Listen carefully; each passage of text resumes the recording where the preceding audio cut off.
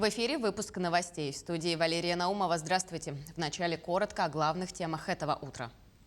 В Чурапчинском районе продолжаются работы по восстановлению теплосетей. Организовано дежурство аварийных бригад.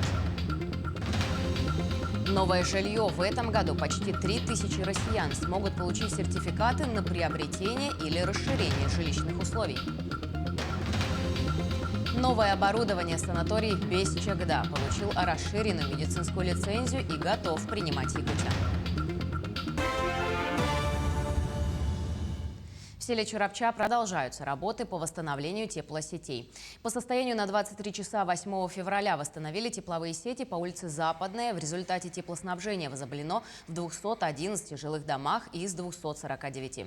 Также ведутся работы на ветке теплосетей по улице Олимпийская. Под ограничением остаются 38 частных домов и музыкальная школа. Организовано дежурство аварийных бригад. Администрация Чурапчинского улуса мобилизовала местных жителей в количестве 12 бригад для работы в ночное время суток, которые будут задействованы в работах в жилых домах.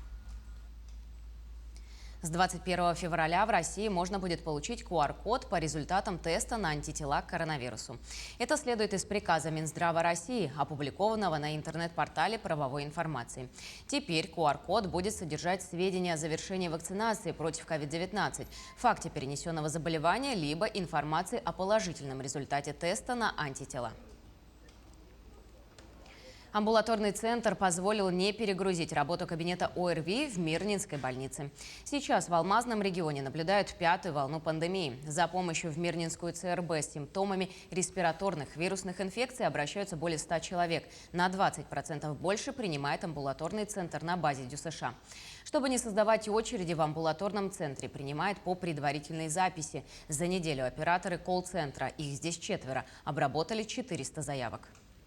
С утра почувствовал себя неважно и решил сходить на прием не в поликлинику, а сюда, в ДЮСШ. Доктора довольно быстро проверяют, делают обследование. В общем, буквально 10 минут, и все. Очень удобно, быстро. Обратился, объяснили все, понятно рассказали. Сегодня обратилась в данное учреждение, обратилась по телефону, буквально в 8:30 позвонила. Мне назначили время, это было 9:20. И вот сейчас в данный момент, буквально 10 часов за 40 минут, я прошла всю диагностику и знаю свой результат. Работает очень слаженно, четко, быстро, персонал вежливый, компетентный, то есть дают все рекомендации, которые необходимы. Я оцениваю работу очень позитивно. Оказание плановой, первичной, медико-санитарной помощи детям, пациентам с онкологическими и онкогематологическими заболеваниями, а также нуждающимся в гемодиализе не будут приостанавливать из-за пандемии. Правительство утвердило постановление, которое вносит изменения в базовую программу обязательного медицинского страхования. В соответствии с ними в период распространения коронавируса главы регионов при необходимости могут приостанавливать оказание плановой амбулаторной помощи. Но только по некоторым профилям и только в зависимости от эпидемиологической ситуации. При этом, как только обстановка в регионе стабилизируется, она должна быть возобновлена в полном объеме. К другим темам. Объявлен старт конкурса по разработке мастер-плана Якутска, который определит основные векторы развития столицы республики в среднесрочной и долгосрочной перспективах. Накануне организаторы в режиме ВКС обсудили важные моменты конкурса. Сначала будет отбор участников по портфолио, далее отобранные участники будут оцениваться в ходе самого конкурса и так выявят финалистов. Эти 3 команды приедут в Якутск и будут дальше дорабатывать проекты с администрацией города и правительством республики. Также в рамках сбора данных и исследований сейчас идет опрос жителей столицы по разработке мастер-плана Якутска. В 2022 году почти 3000 россиян смогут получить сертификаты на приобретение жилья за счет средств федерального бюджета. Сертификаты позволяют гражданам улучшить жилищные условия, переехав в населенные пункты, или же получить более комфортные квартиры в городах, где они уже проживают. В этом году на эту меру поддержки в федеральном бюджете предусмотрено почти 11 миллиардов рублей. Рассчитывать на нее могут отдельные категории граждан, в их числе чернобыльцы, вынужденные переселенцы, граждане переезжающие из Байконура, районов Крайнего Севера и закрытых административно-территориальных образований, а также военнослужащие, сотрудники органов внутренних дел и МЧС. Помощь положена тем из них, кто по действующим нормативам нуждается в улучшении жилищных условий. А в Якутии детям-сиротам, достигшим 23-летнего возраста и все еще находящимся в очереди на получение квартиры, тоже будут выдавать сертификаты на покупку или строительство жилья. Но есть и строгие условия. Обо всем подробнее смотрите в сюжете Мадины Халиковой.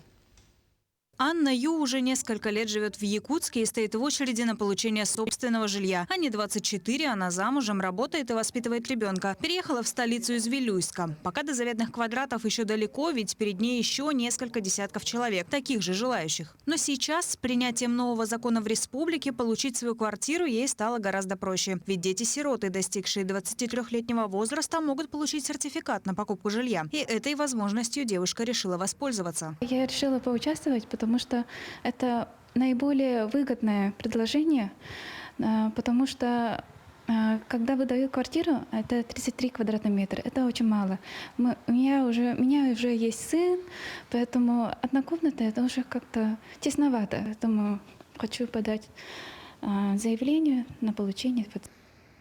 Сертификат суммой около 3 миллионов рублей выдается на положенные 33 квадратных метра. Но все же при его использовании можно добавлять собственные средства или же воспользоваться материнским капиталом, а также ипотечными программами, как льготной, так и дальневосточной, и приобрести жилье уже нужной площади. Также можно потратить сертификаты на долевое строительство и на покупку участка с домом или же под возведение своего здания с нуля. Заявление подается в орган местного самоуправления, то есть к нам в отдел опеки. Они приходят и по перечню документов, которые в порядках установлены, они подают нам заявление. На основании этого заявления мы в течение 30 дней рассматриваем, потом уже направляем в Министерство строительства, это дирекция жилищного строительства, уже список тех детей, которые соответствуют этим параметрам. Условия для получения жилищного сертификата достаточно строгие. Человек должен достигнуть 23-летнего возраста, не иметь судимости, не состоять на учете в психо- и наркодиспансерах и работать не менее 12 месяцев. Сертификат позволяет именно тем детям, которые у нас на сегодняшний день достигли 23 лет и имеют, то есть дееспособны, не имеют судимости, имеют постоянную работу, для них возможность получить более быстрыми способами, не дожидаясь завершения строительства объектов, а уже самим выбрать, если есть кому желание улучшить жилищные условия, не однокомнатно, а двухкомнатно, могут уже в рамках других социальных программ, льготных ипотечных продуктов приобрести на более большую и лучшую жилье. Только в Якутске в очереди состоят без малого 850 детей-сирот. Из них под программу получения сертификата попадают более 250 человек. Мадина Халикова, Владимир Павлов, Георгий Григорьев, Якутск. Утвердили план года культурного наследия народов России в Якутии. Всего в план вошло 82 мероприятия. Частично мероприятия перекликаются и с планом по празднованию столетия ЯССР. Всего в план вошло 82 мероприятия. Поступали предложения от исполнительных органов власти, учреждений культуры, муниципалитетов, СВФУ, Ассоциации народов Якутии и многих других. С учетом всех поступивших предложений, Организационный комитет сосредоточился на теме многонациональности, сохранения языков, укреплении материально-технической базы и открытии новых учреждений культуры. По направлению создания сети домов Аланхо в этом году будет сделан важный первый шаг. Большая работа предстоит и по музейному направлению. Мы, когда разрабатывали план, преследовали одну концептуальную цель – это сохранение, приумножение и передача от поколения в поколение нашего культурного наследия, нашего духовного наследия и материального, и нематериального будущим поколениям. И, соответственно, все те мероприятия и события, которые включены в план мероприятий, они подчиняются этой генеральной идеи, цели. Достаточно много интересных проектов, и новые, и старые проекты получают новое развитие. Я думаю, что в этот процесс будут вовлечены абсолютно все жители нашего ЛУСа. У нас много очень творческих коллективов в нашей республике, которые проявляют активную жизненную позицию в развитии нашей республики. И все они будут задействованы в проведении Года культурного наследия. Новое оборудование, ориентир на постковидных пациентов и современные методики диагностики и лечения. Санаторий Бесчегда получил расширенную медицинскую лицензию и готов принимать якутян. Какие нововведения ждут будущих гостей здравницы, узнаем в следующем материале. У санатория Бесчегда теперь расширенная медицинская лицензия. Это дает право на оказание новых видов услуг. Здравница впервые сможет начать работу по офтальмологии, урологии, онкологии, дерматологии и другим востребованным направлениям. Поможет и современное оборудование, которым санаторий в этом году был доукомплектован. Причем руководство для работы привлекло дополнительно и новых специалистов. И первый, и второй этап лицензирования требует приглашения специалистов, в том числе узких специалистов из Москвы, Московской области, из ведущих клиник. Мы ведем эту работу. На сегодня у нас уже работает ряд людей, которые пришли к нам. Это и профессор Заруба, кардиолог известный, люди, отвечающие за мануальный блок, рефлексотерапию. Мы будем постоянно этим заниматься и огромное внимание будем оказывать тому, чтобы люди, работающие в Бесчегде, могли полноценно оказывать помощь нашим пациентам. Отдельным направлением является постковидная реабилитация. В санатории подготовили целую программу для переболевших коронавирусом. Мы предлагаем новую процедуру – внутривенное лазерное облучение крови. Эта процедура оказывает прекрасное воздействие на сосуды всего организма человека, повышает иммунитет, повышает стрессоустойчивость организма и, самое главное, улучшает кислородно-транспортную функцию нашего организма, что очень важно после перенесенного ковида. Я в декабре месяце заболела ковидом и находилась там в городе больница. Но лечились, очень хорошо лечили. Но здесь уже, вот, как говорится, мы приехали уже 5-й день. Нам назначили процедуры.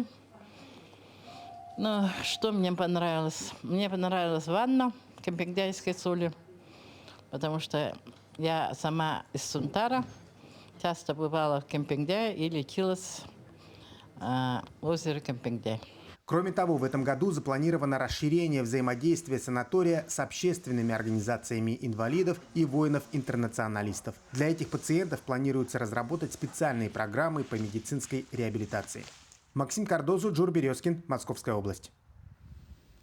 Национальный парк Ленские столбы готовится к открытию туристического сезона, который состоится 19 февраля.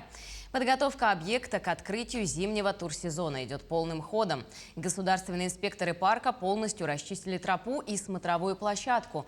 Приступили к заготовке льда для ледовых скульптур и ледовых горок. Также заготовили дрова для топки гостевого дома и произвели предварительные промеры толщины ледового покрова для пробивки автозимника Батамай-Лабыдья к подножью Ленских столбов.